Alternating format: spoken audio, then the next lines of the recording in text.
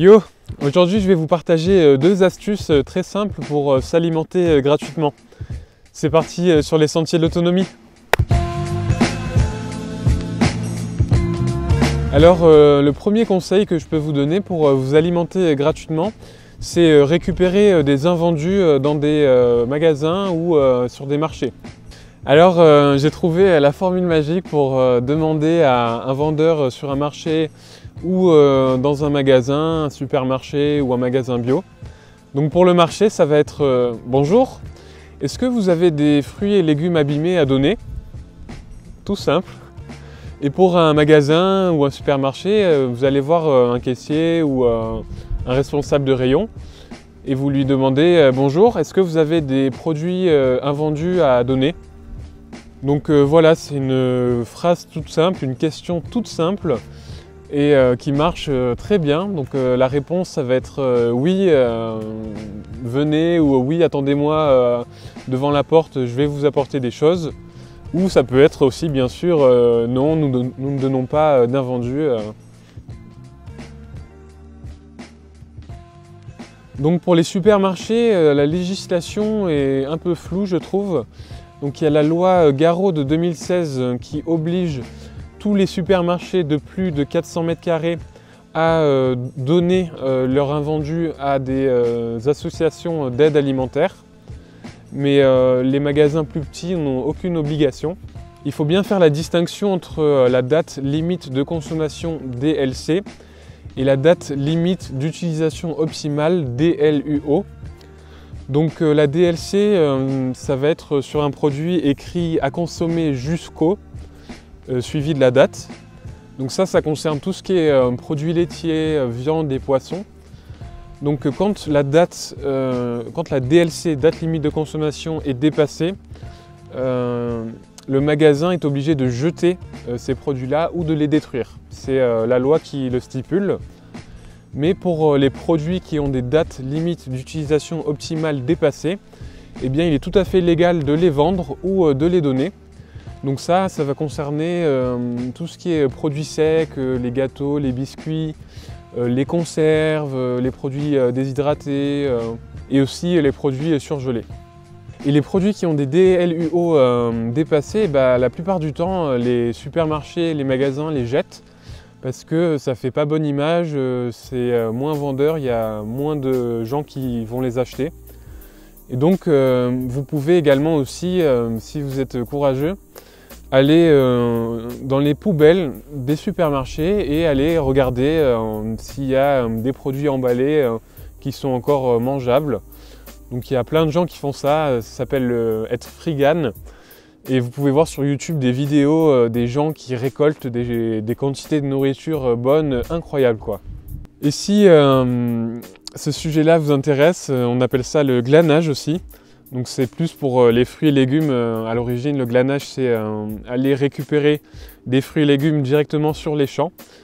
Bien, moi, je vous invite vivement à regarder le documentaire de Agnès Varda, Les glaneurs et la glaneuse.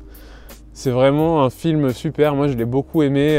Elle part en fait, Agnès Varda, elle fait un tour de France des glaneurs. Elle va à la rencontre de glaneurs et voilà, elle leur pose des questions, elle prend des images aussi qui sont assez fortes.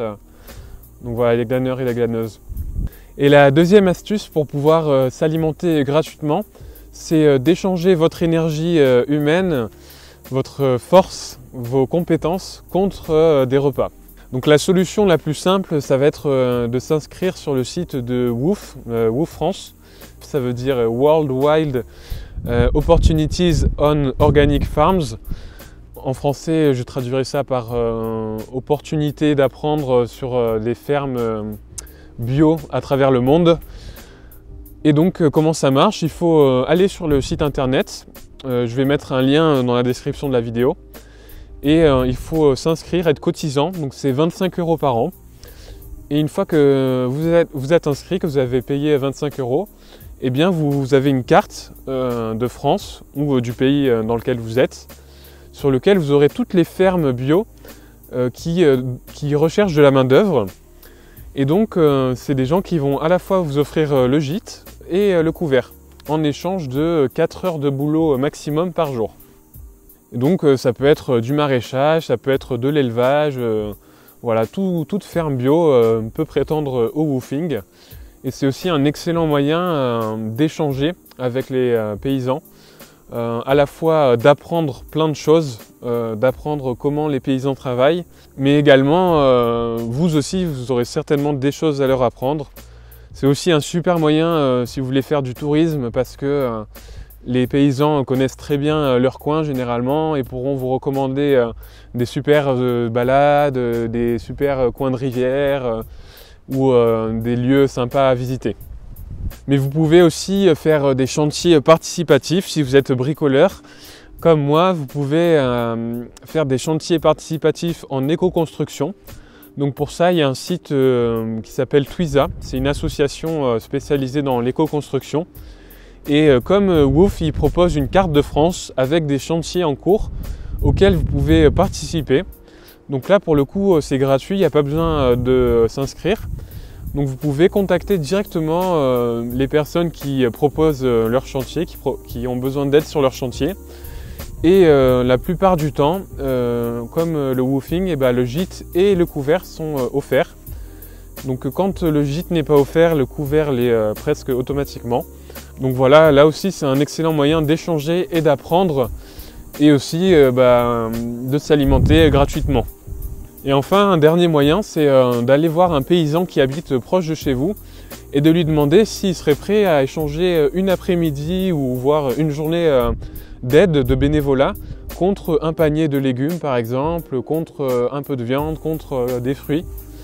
Donc allez à la rencontre des paysans proches de chez vous, discutez avec eux et demandez-leur et il y a de fortes chances qu'ils acceptent.